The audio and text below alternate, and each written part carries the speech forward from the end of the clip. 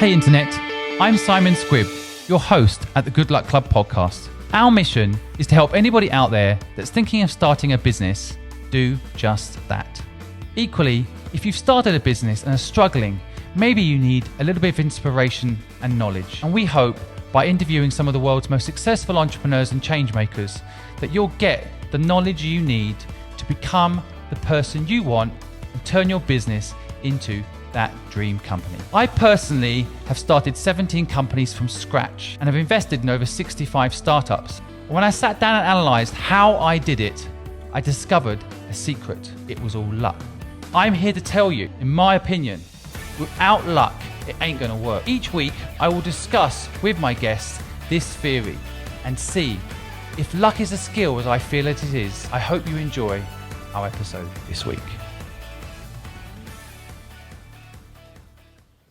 Welcome to this week's episode of the Good Luck Club podcast. My entrepreneur guest today is Jonathan Sattin, the founder and managing director of Triyoga. Jonathan, thank you for joining the show. Thank you for inviting me. It's so wonderful to have you here and be doing this face-to-face at a social distance. But pleasure to have you here. I wonder if we could start by you kindly telling my audience a little bit about yourself. How far back do you want me to go? Well, all the way back to Blockbusters, maybe. How far back can we go? Well, I'm the founder of Triyoga, and which is probably why you're interviewing me. And but I go back. I was a lawyer before that, and in about 1996, I gave up practicing law and I had no idea what I was going to do. And I was involved with a few businesses. I was involved with Sushi at the beginning. My friend Simon was setting it up. I was involved with a company called Protocol Multimedia Talent Agency. And then eventually I came up with the idea of Triyoga through a slight sort of diversion via a company called Tribeca. And I always like to start off the podcast for my audience to understand, who you are, how you perhaps measure success in life today. That was a good question, by the way. So thank you. I think it depends on what part of my life you're talking about. So I was thinking about it, and I think there's professional, I think there's personal, I think there's probably a sense of well-being, I'm not sure about the word success with well-being and sort of how you feel as a human being and so on. So I think it has a lot of different elements to it. I mean, success in business right now would be Triyoga reopening and being successful and thriving. For me personally, it would be a sense of satisfaction that we've managed to reopen and thrive again in helping people lead healthier lives. I think it's an interesting point you make about somehow the word success not syncing that well sometimes to well-being or health. There is a disconnect sometimes there. Yeah, I think maybe satisfaction may be a word, or probably satisfaction, contentment.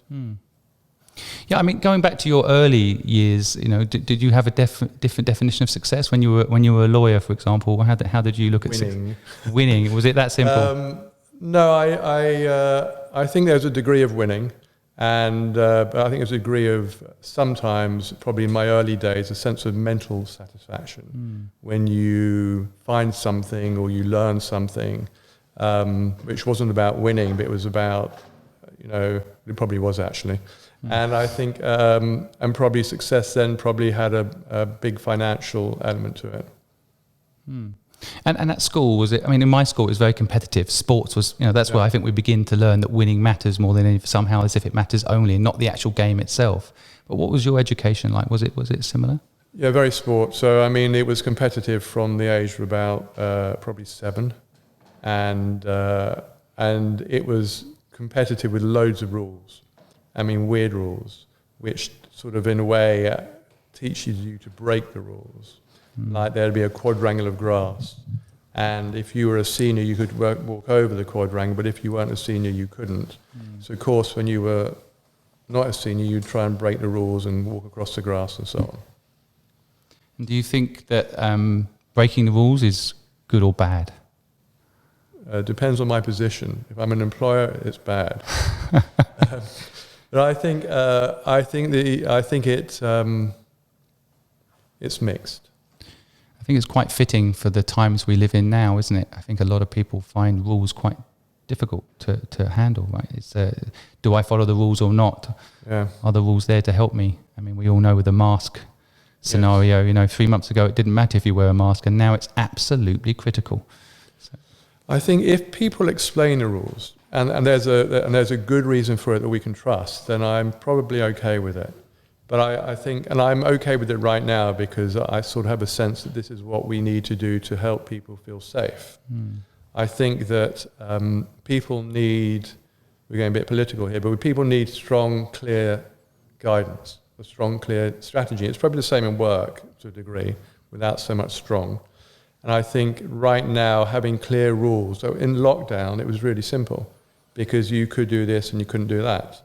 I think as we come out of lockdown, then it gets a little bit more complicated because people aren't really sure, is it 2 meters, is it 1 meter, do I wear a mask, don't I wear a mask? If I'm standing behind a counter, I don't wear a mask, but if I'm standing in front of a counter, I do. I find that a little hard for me to get my head around. So I think there's a benefit in rules, like there's a benefit in discipline that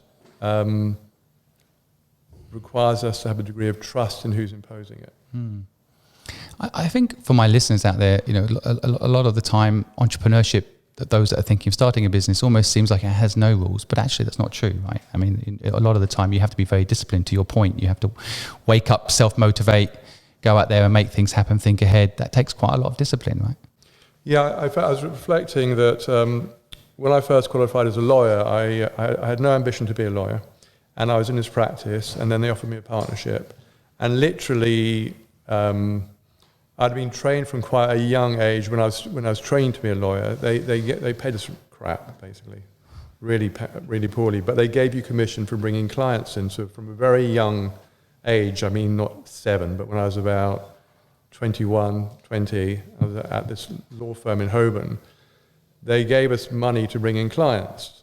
So I became quite entrepreneurial then. I went to get clients, and then I was in this practice in Chelsea when I qualified. And they offered me a partnership, and I realized that I was bringing in quite a lot of clients to the practice, and I said, well, yeah, okay, I'll buy a share of the partnership, but I'm not paying for my clients. And they said, well, everyone else has, so this is how we do it. And I literally set up my own practice within 3 weeks. And I think there's a drive to when you do it. I think you're right, you have to have, even if you've got that sort of flexibility in your life, there's a discipline and a drive and a like you'll get up and go to work at 6 o'clock in the morning on a Saturday because you have to or you want to. And I think that is, I don't know if that's a natural instinct or not, I don't know. I think the whole concept of what you're talking about, there's a bit of a theme beginning. There's a breaking the rules there when it's necessary. So the law firm had this rule that you were going to pay for clients, right? And you saw that as an inappropriate rule. There's something in that, isn't there? There's when to break the rules and when not to. Back to the school days, you know. Yeah, it's interesting because when I was a lawyer, a lot of times you'd be dealing with negotiating these contracts, and the people who were acting for the big guys would say, "This is a normal clause," and we go, "Yeah, but it doesn't make any sense." And they would go, "It's standard," and we go, "Yes, but it doesn't make any sense. How do I explain it to my client?" And they go, "Well, you know, it's just a totally normal clause," and everyone else accepts it. And I'd say to them, "Well, if I was a lemming, and I choose not to jump off the cliff, is that okay? Because it's clearly a bad clause." And it was there was that desire to prove the rule wrong or the standard wrong, which I probably wouldn't want people to do to me, right? But I think there was that, as I reflect on it, there was that sense of wanting to prove them wrong almost. I think the sense of what you're saying, I think breaking the rules when people do it in a positive way, in other words, they make things better. I mean, I know in my businesses, I've had businesses that are doing really well and someone says, "You're doing it wrong, Simon," and they go and do it differently and they succeed at it. You know, part of me admires that. I like that type of rule breaking. I guess when there's a rule there, and let's say safety for the sake of a more defined rule, then yes, you shouldn't break those rules because they're in place to protect you. But some rules are there to be broken. It's a cheesy line, but yeah, I true. agree. Yeah. I agree. And if the boss doesn't listen, to a rule that should be changed in a way they deserve to be disrupted. There's an argument, right? I think we invite people at Triyoga to challenge us because it's important. And the sort of what I would say is, you may find things that you think aren't working, and I ask you, if you see something, to actually say something rather than go, it's not working. But ideally, come up with a solution for a different way of doing it. And I think that's a fair way of it. And sometimes we'll say to someone, look, we've been doing that for 15 years. This is why we do it. And I agree with you at some level, we should change it. But it's a bit sort of, what we do. Right. And that's why, but I think you owe it to a degree most of the time to explain to people your reason behind why you've created this rule. Mm-hmm. And some of it is gone and is no longer relevant, and we should be prepared to change that. Mm. But I think sometimes you must have had companies that you've created where you have feelings about things, a sensation or something you want to maintain, which is not logical. Mm. But you know that it's inherent in what you've created, it needs to be there. Totally. Don't ask me for an example. Yeah, no, that's totally true. I think sometimes I find it particularly hard when clients will tell you to change a rule, because you always want to listen to your clients, but sometimes even the clients don't understand why the rule's there, right? I would just say I'm a super fan of Triyoga and regularly come here. Now you're open again, I'm going to be coming back again here, and I think you get it right. I mean, no business is perfect, but of course I do like the concept of people out there listening, knowing that there are rules that need to be broken sometimes, and there are rules that are in place to protect you that you should follow. And I think that fine line, as you become entrepreneur, you learn that fine line, right, between listening to people, kind of the Steve Jobs model, which was like, they don't know what they want, I'm going to give it to them. And that, let's get client feedbacks. Henry Ford used to say, if I'd asked my customers what they want, they would have said a faster horse. Right. So there's that whole concept of like, you sometimes know better than the customer, but they don't always. That's an interesting one. Yeah. Do you think, and we're touching on it a bit here, but do you think entrepreneurs are born or bred? And going back to your kind of school days, did you think your parents entrepreneurs? Was there a background there? My father was a doctor, and he actually, his hobby was making films, and he ended up changing his career and becoming a documentary filmmaker. So you'd probably call that an entrepreneur. I would call it someone that's probably changed their career. I don't know. So I don't know whether that... It was interesting. I changed my career about the same age as he changed his. History repeats itself in a way, and it feels like quite a dramatic difference from the outset, from being a lawyer to being an entrepreneur. To most people would see that as a dramatic difference, although I think there's a lot of entrepreneurial lawyers out there. But perceived difference, right? I guess being a doctor and jumping to a documentary filmmaker is also a big jump. How old were you when he made that? When he made that, I was probably about 12. Oh, big impact. Your conscious years where you're really still absorbing. It was really, well, I don't know how conscious we were of it. I mean, it was sort of, I don't know how he did it. He had 3 kids at private school. I've got one, and I don't know how making a podcast show works. I know exactly what you mean. 3. I don't know what courage it must have taken. He died when he was quite young, so I never really had those sort of conversations with him. But I think he wanted to be a doctor, and then he found his other calling was about making these films, and a lot of them were about medical issues and educational films about medicine. So he obviously found his calling, where he found a way he could impact more people than he would do by seeing a patient. Wow. I think that's quite ahead of his time, by the sounds of it. I mean, what year is that? It's 1960 something. Right. So a doctor, which frankly is a very prestigious thing to have, even now, of course. We owe a lot to doctors, but looking back, that's a very prestigious role to go and become a documentary filmmaker. That's Yeah, it's one of those things that I was just, I look at now and go, wow, that was really brave. And I think that he just found something he loved doing. Yeah, I also lost my father when I was young. My father died when I was 15 years old, and it had a dramatic effect on my life. Did your father's passing? I was 20.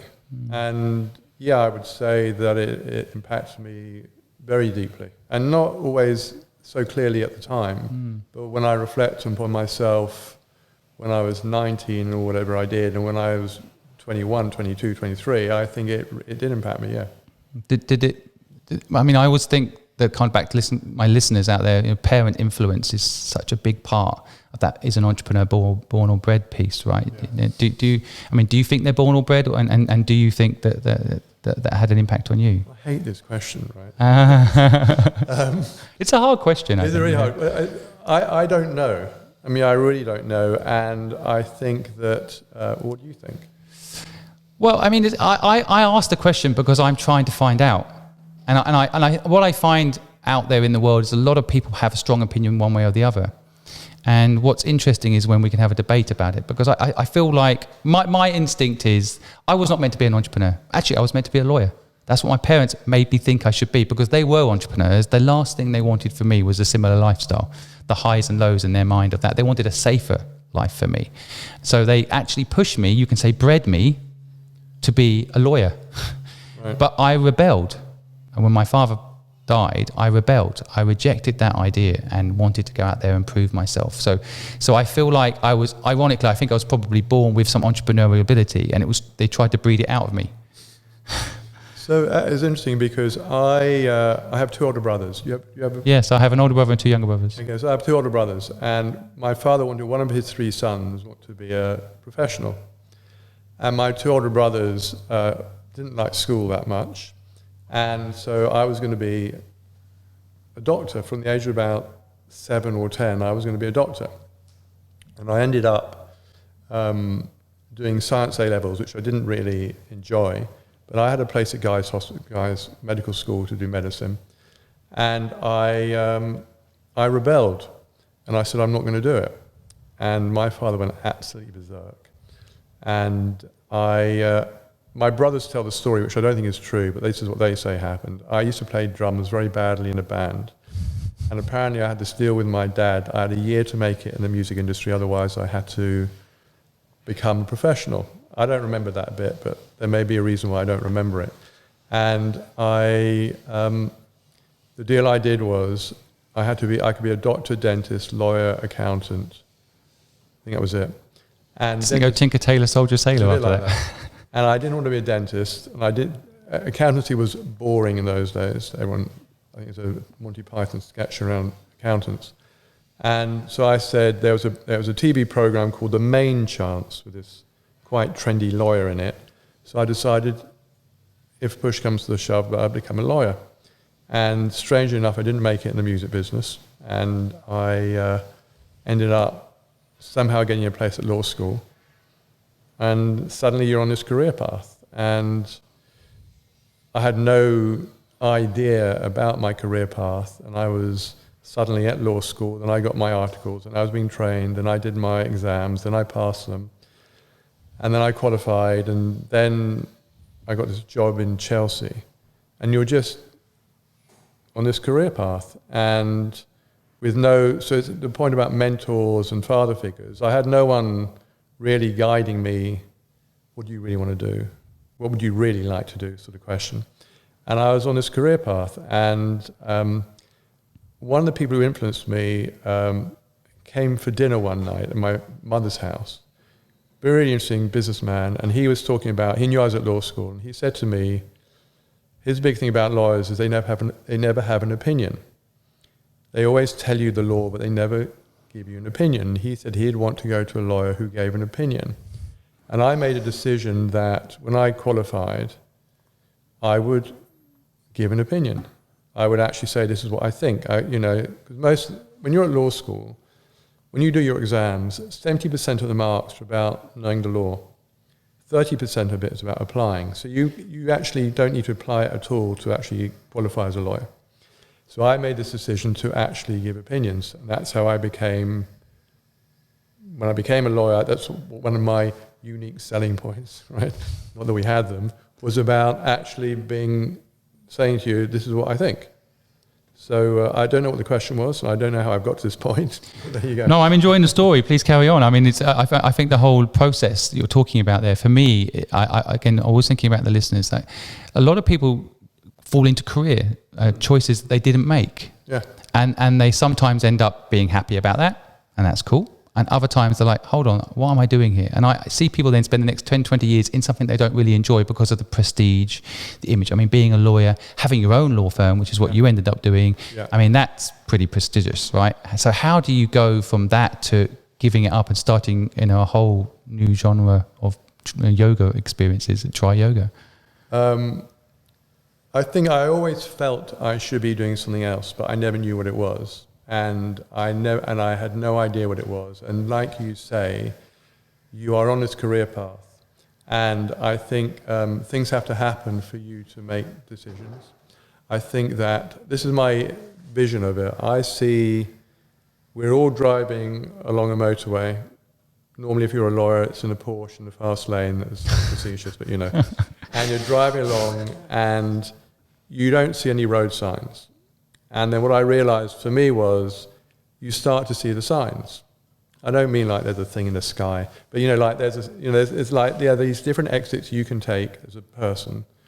And I think that you can choose to stay on the road, but it's a decision, a choice, rather than being an automatic. And I think what happened to me was I started practicing yoga. And in fact, I started practicing meditation firstly. When I was at law school, I decided I needed to be able to relax beyond playing football and tennis. I needed to find something that would help me relax. So I learned to meditate. Well, I went and did a Learn to Meditate course. And then I learned to meditate, and everyone took the piss out of me in those days. And not anymore, they're not. No, but those days they did. And my football nickname was Guru. They gave you a T-shirt with Guru on the T-shirt. It was a bit of a piss take. There you go. And I think that, and then one day I went to a yoga class. And I went to a one-on-one class with this woman. It was a Saturday afternoon. I can still remember it. And I went to her flat in Hampstead. And I did this yoga class. I'd never done a yoga class before. And I was lying on my back with my eyes closed. And I could see a wall of mirrors. And I could see myself running, not looking in the mirror. And I was running, not looking in the mirror. And I knew I had to stop and look in the mirror. And I knew I had to stop and see who I really am. And that was the beginning of my downfall. I'm joking, but that was the beginning of the change. And I started to practice yoga, and then I found a meditation teacher, and I went to India. So I had this sort of dual life. I had the guy with the pinstripe suit, blah, blah, blah, lawyer, whatever I was doing. And then I had this other part of my life where I was going to India and I was going to ashrams and meditating and chanting and learning about service. And I had this sort of, wasn't a split personality, but I just had these two things going on. And when I did that yoga class, that first yoga class, at that point, I used to smoke 40 cigarettes a day. I used to drink 14 mugs of coffee each day, each with 3 or 4 sugars. And I used to do other things as well. And within 3 months of that first class, I'd stopped all of them. Not like I must stop. I stopped. How old were you at that point? 12. No, 12, yeah. A real 12-year-old these days is... I must be in about 27, 28. Something like that. 30. I was 30. And that started the process. And I didn't suddenly stop being a lawyer, but it obviously started something in me of a desire to do something, but not knowing what it was. I didn't have this, I must open a yoga center sort of thing at all. I just knew I wanted to do something different. And the time when I got to the point of making my decision to stop practicing law, I'd been sort of headhunted into quite a larger size practice. And I used to sit in the partners meeting thinking, what am I doing here? Sort of thing. I didn't feel I was with kindred spirits.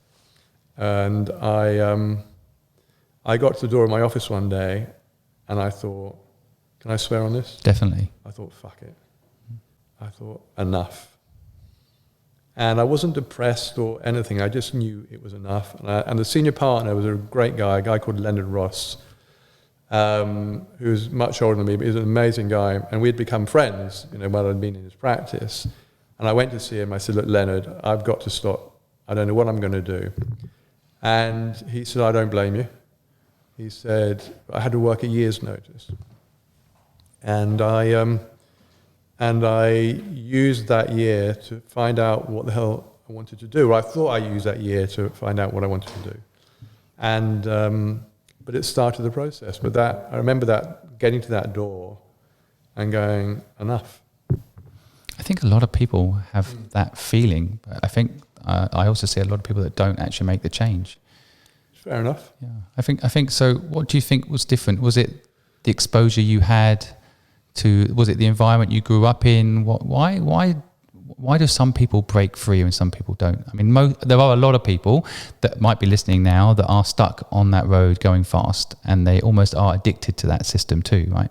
Literally addicted in some cases to caffeine and smoking and other elements of that lifestyle. Do you think there was anyone? Was for example your partner in life? Did this person influence you? Was that or your mother, for example? I mean, your father clearly was a big influence, but No, I don't know really. I mean, I don't remember her specifically saying anything to me about you should or shouldn't do this, darling. I was her favourite, Of course, that's what she says to every one of you. But yeah, that's true too. Thank you. And I feel really hurt. Well, the other two brothers are probably listening, so I'm defending them. They say it's true. Anyway, they used to call me the special one, but anyway. Again, that sounds like gurus. So that's how they say it. It matters. Yeah, so the special one. I suppose without being too, I'm not sure what the word is, but if you feel love from your mum, you feel you have that sense of worth and so on that you can go and do things. I don't know. But I don't remember her saying anything to me. I just think I'd got to that point.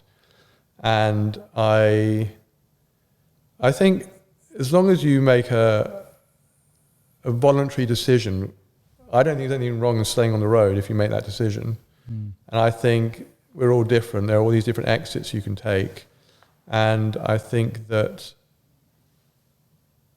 no one's wrong. We're lucky, but maybe they're lucky. I don't know.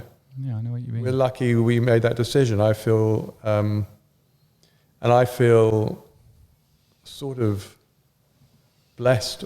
I feel blessed, actually, that I made that decision and that it was a sort of route. It wasn't like a simple route to go from here to there. There were all these things that happened, between handing my notice in and opening Triyoga that one would call obstacles.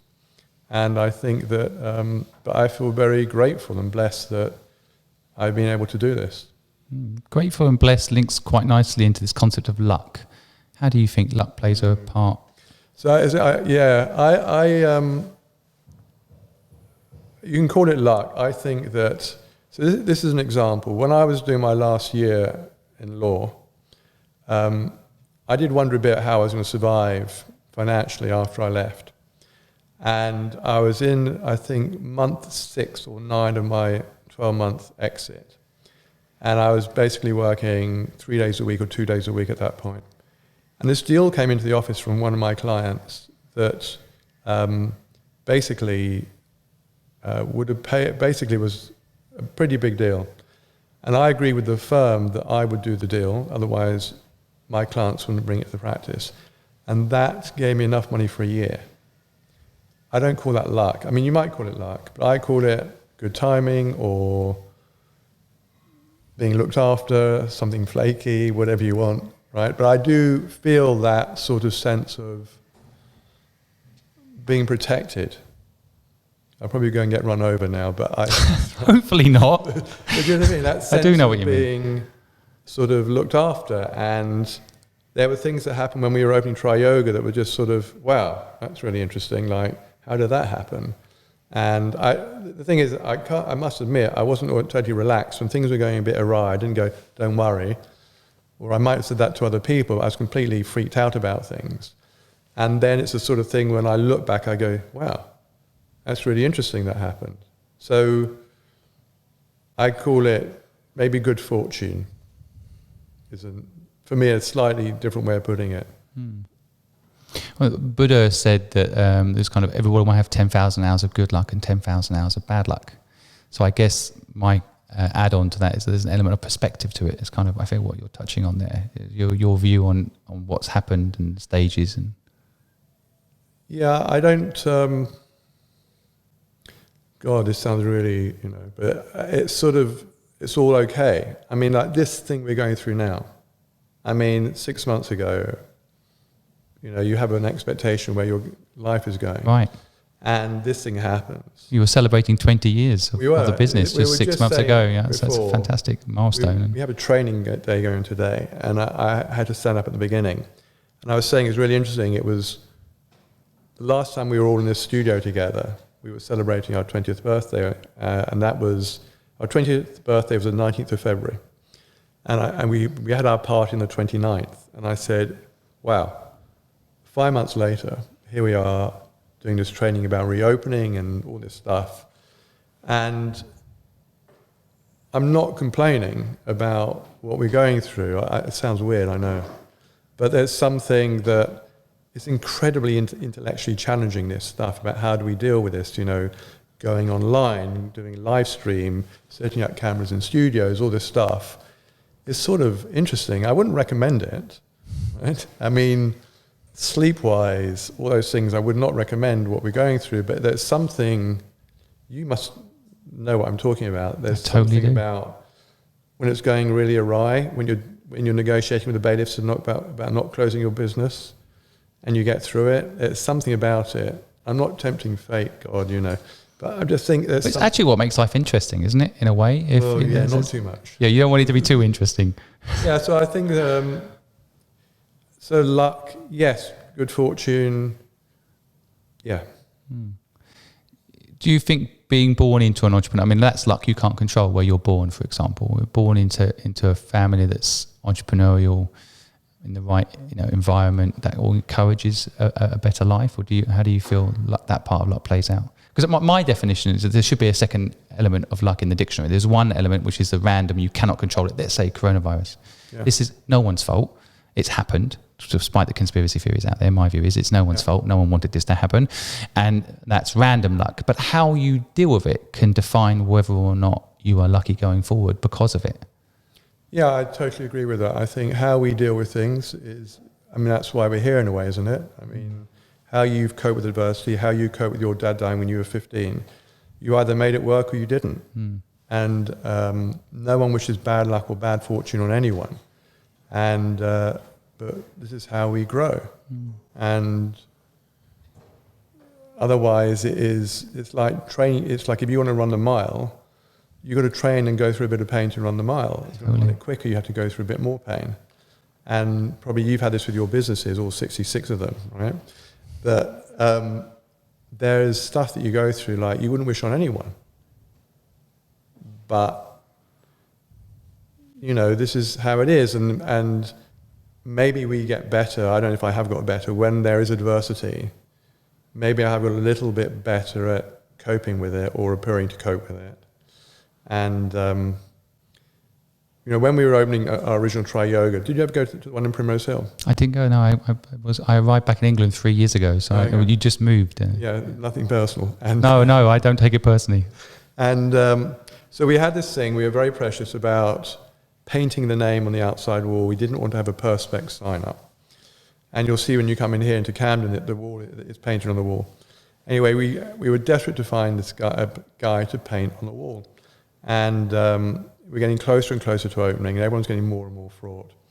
And eventually, the Saturday, the week before we were opening, I found this sign writer, and this old-fashioned sign writer.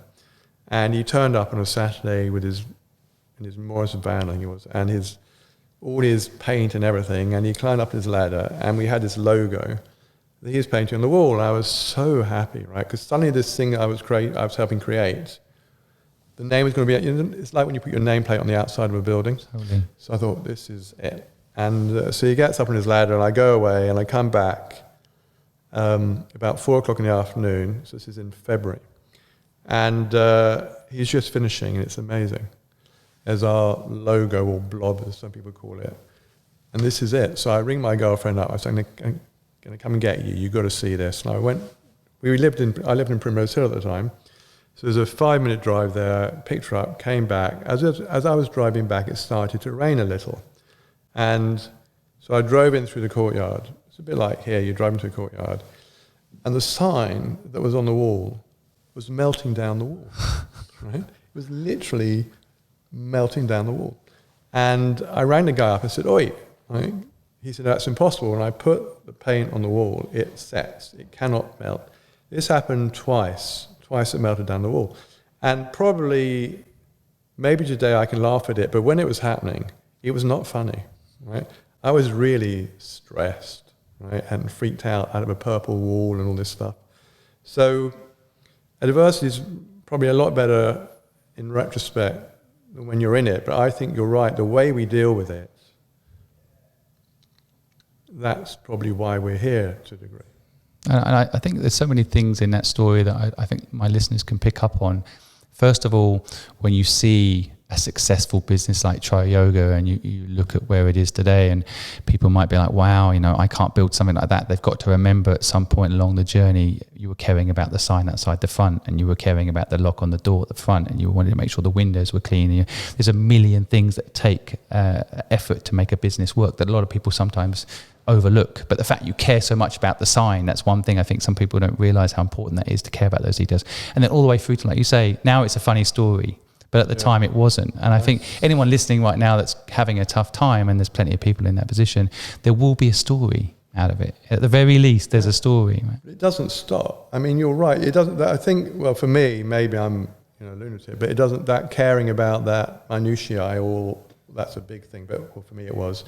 But caring about that is to me what's important. It sort of drives me. Like, I want to make sure that everything is perfect. That's probably a pain for everyone. I'm sorry, right? But I really want to make sure when you come in, you're welcomed, you're smiled at, we know your name. I really want you to feel welcomed. I want you to feel this is your place. And it's a challenge as you grow something. You must have had this with your businesses as they grow. How do you get everyone to want to do that? How do you get everyone to want to make sure that when you walk in, when your people walked in, you're welcomed? And I think that is a challenge with growing a business.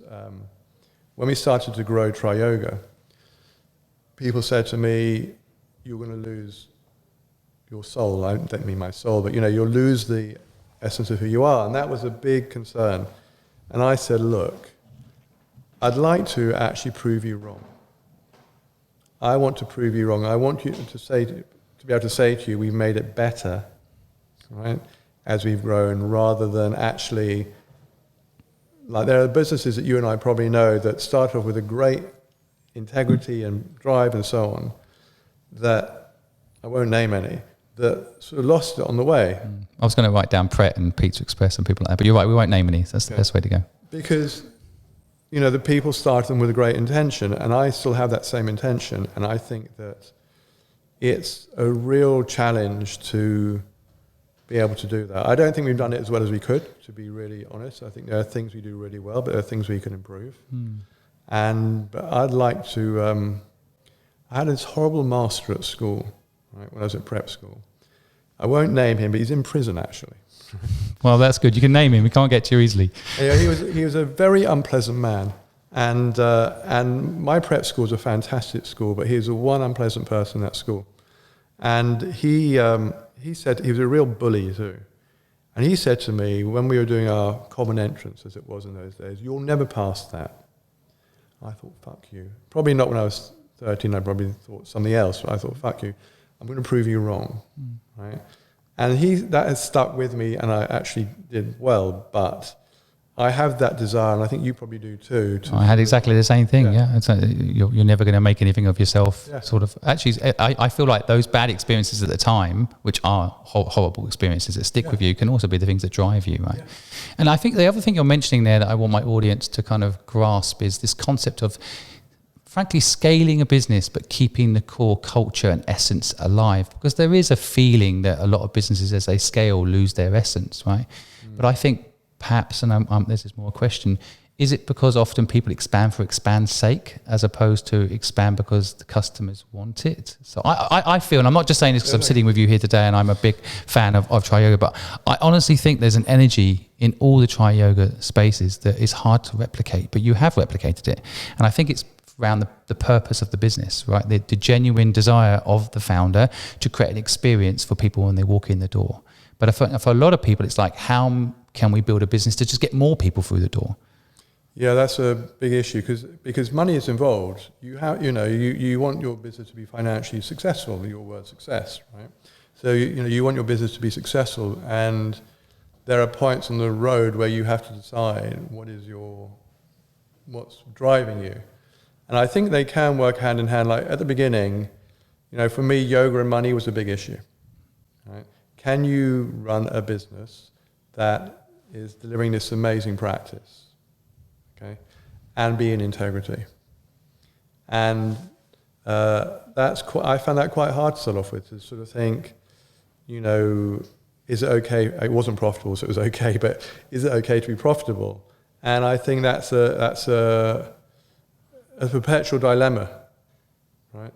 But thank you for saying what you said, by the way. That was really kind of you.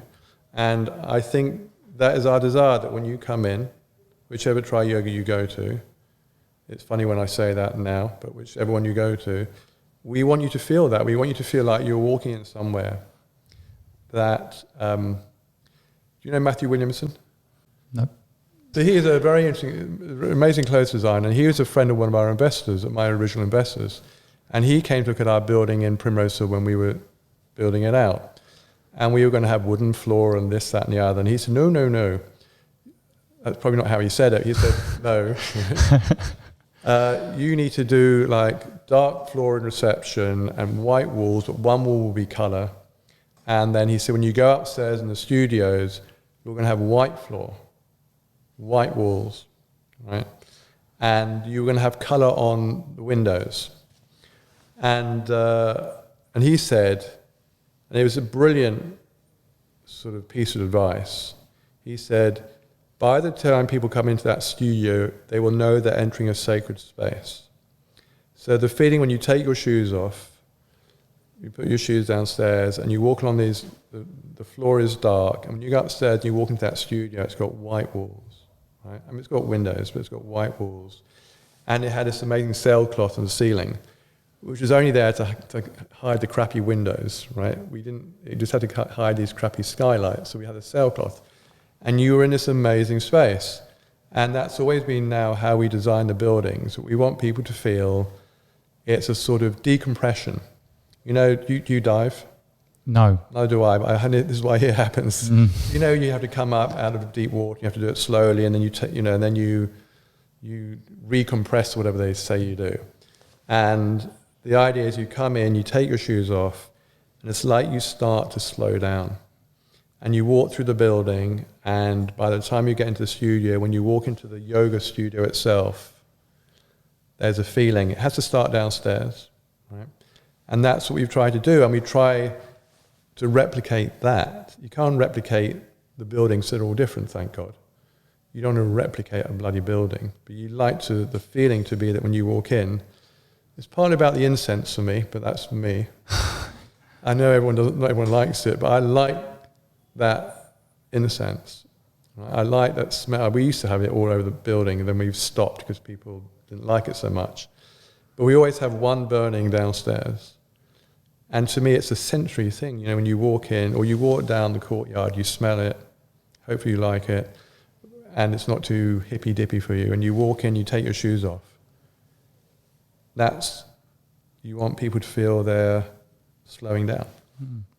It reminds me, I lived in Hong Kong for a long time, and we used to go on holiday to either Thailand or Bali. And I used to always prefer Bali, but it was 6 hours for Bali and 2 hours for Thailand. So most people would go to Thailand. People asked me, why would you go to Bali? And I said, it was simply this. When I got to the airport, they had beautiful music playing in the background. In Thailand, it's hectic and there's noise. There's no beautiful... I don't feel relaxed when I arrive. And I think, countries can learn from your point, that creating that feeling as soon as you arrive. I mean, I've always been, I don't know, this may be controversial, I'm interested. I always admired how Starbucks, for example, like them or not like them as a brand, but their staff always seem to like be quite personable. They've lost it a bit in fairness, but I feel like I always admired that brand for scaling. And I used to walk into a Starbucks, I'm talking maybe a few years ago now, but they walk in and the staff would always know your name and oh, what are you having today, Simon? And you just have that feeling that there was purpose there. And I was quite fascinated with Howard Schwartz, who started the company and read all his books. One of the things he said, it wasn't about telling people to remember the customer's name. It was about looking after your staff so that they wanted to remember the customer's name. And I think a lot of people in business, and again, a lot of people listening have businesses and they're trying to figure out why they can't scale or why they're losing people, or there's an element there. And I feel that with here, and I know I'm my listeners know I'm very honest with people. I'm not just saying because you're sitting here, but I feel that your staff care. They actually want to create that experience for your people. That's very kind of you. I think they do care. I think that it is. There's a tremendous. I think what people want, they want to feel connected and they want to be seen. I think we live in such a weird world that if you go in somewhere and they remember your name, it means you're recognized. It means they know who you are. And I think there's something quite wonderful in that. And some places, even when you go to a place and they remember your name, they don't really know who you are, but they remember your name, right? There's still something about that recognition. And I think we are, as a society, in need of connection. More now than ever. Yeah. Couldn't agree more. So I think that we want people to feel a sense of connection, and that's our job, is that when you come in, you feel that. And I know we don't always get it right. I just get it. We do. Or we don't, right?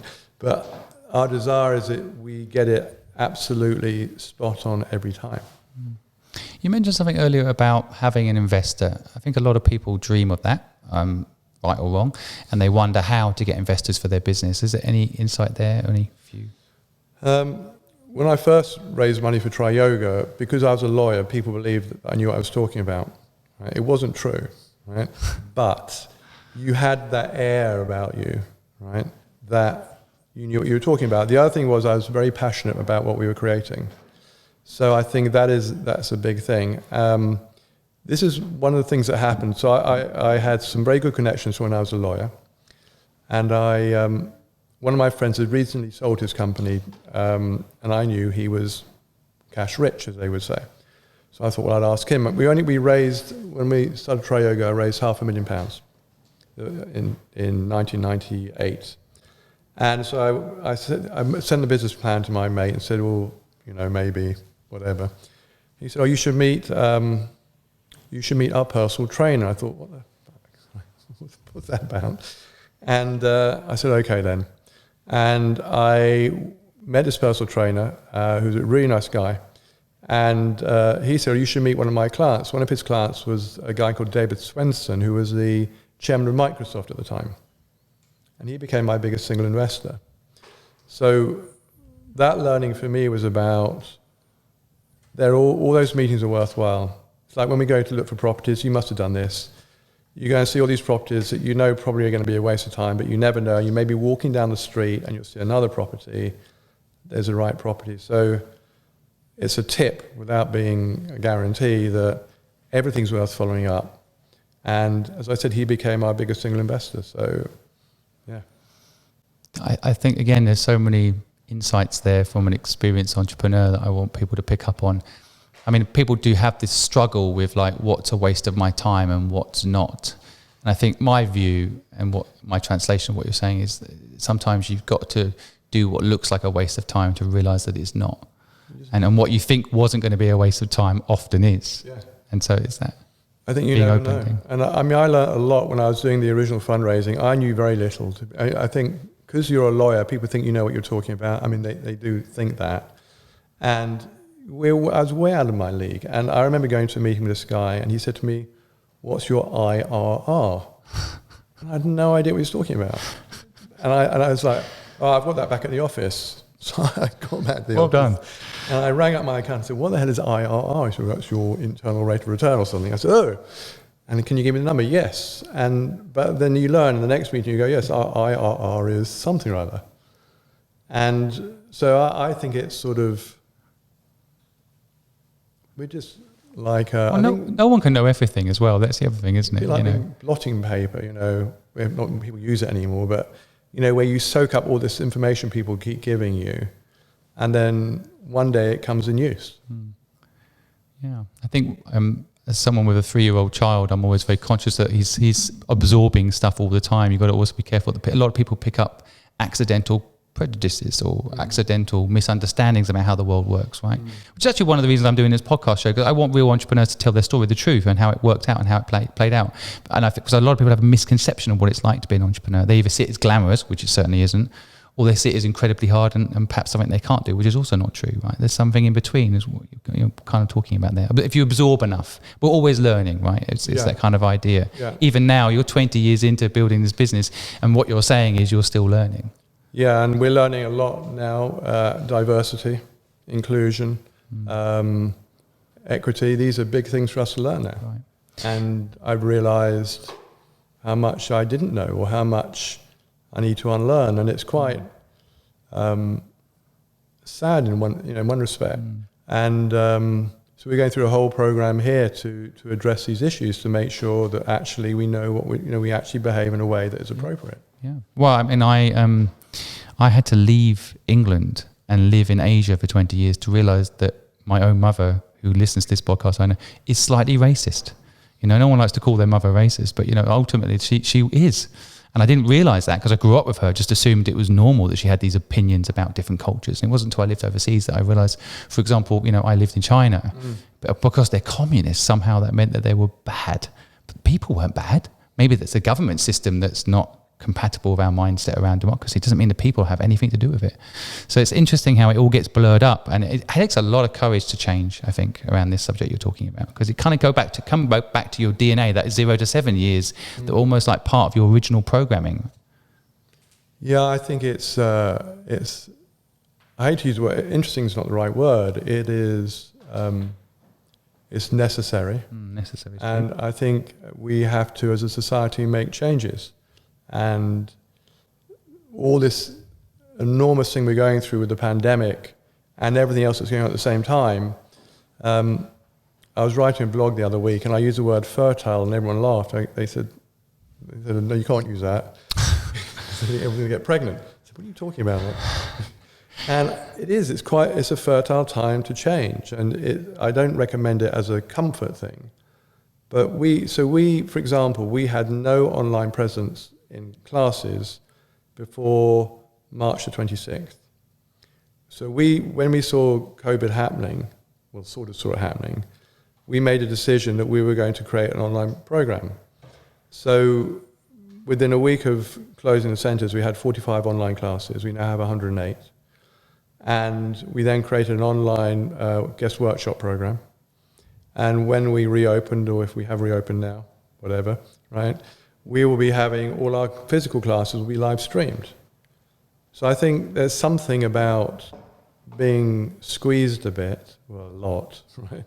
When you're going from income to no income, I mean, literally no income, it forces you to do things quicker than you probably would have.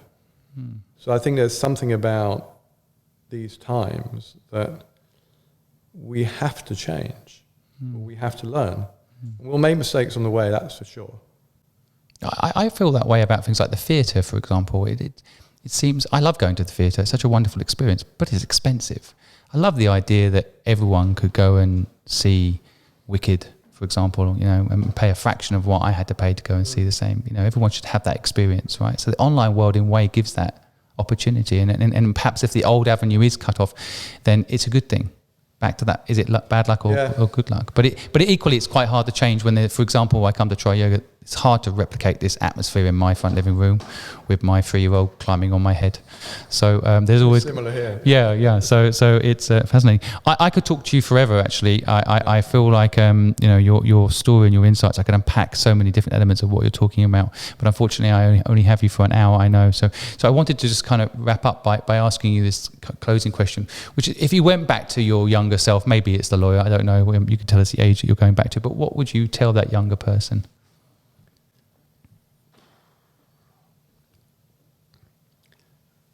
I think the worrying doesn't make any difference, right? I think it's good to care, but worrying is a different matter. And I could still tell that to my older person, right? But I think the worrying is not productive. The caring is productive, but the worrying is not worth it. I always like the story of someone that's going on a parachute jump, and the day before going on the parachute jump, they're worried about it all day, and they feel sick, and then eventually they get up on the plane, they're still worried and nervous, and as they're about to jump, complete euphoria hits them, and they're excited and they enjoy it. Yeah. But what was the point of all that stuff before? They almost cancelled, almost did. Yeah. Kind of. That's what you're saying to your younger self. Yeah, and I really like it. Well, thank you so much. Can I just say a couple of things? Of course. Because you had a question which I really liked. I can't remember what it was, about a book. Oh yes, that's true. When I was going through these trials and tribulations about what I should and shouldn't do, I was driving back from a meeting, and I looked out the window, and I was really confused about what I was going to do for a career. And I looked out the window, and there was the name of a pub, and it was called Perseverance Works. And that's what I would call the book. I like it. Yeah. So my question, I sometimes send the questions ahead, as you guys know. If you were to give yourself a book title, and what would it be? And Perseverance Works. What chapter are you on? Ooh. I'm probably mid book. Mid book, yeah. Because I think there's another thing. In this day and age, I think a lot of people can change careers at many times in their life. You've proven that. There's no, this is what I am, a lawyer for the rest of my life. I think these days we live longer. I mean, there's probably a period in history where we'd be dead by 30. So, you're having that realization that being a lawyer wasn't for you anymore. That, there was a period in history when your life's over anyway. You're 30. Yeah. Don't live past 30. Nowadays, with expectations hopefully of 80, 90, there's 3 or 4, 5, 6, 7, 8 careers you can have right there. So you might be only a quarter of the way through. Does that make you feel tired? Yeah. Well, absolutely wonderful to have you on. Thank you so much for sharing. I'm going to quickly mention some of the things that I've taken away from today. I like the earlier bit about breaking the rules, unless they're set by the government, maybe. It's standard, something you said earlier, it's standard is not true. There really is no standard, and everything's flexible. Play drums badly. Yeah. I think, why not?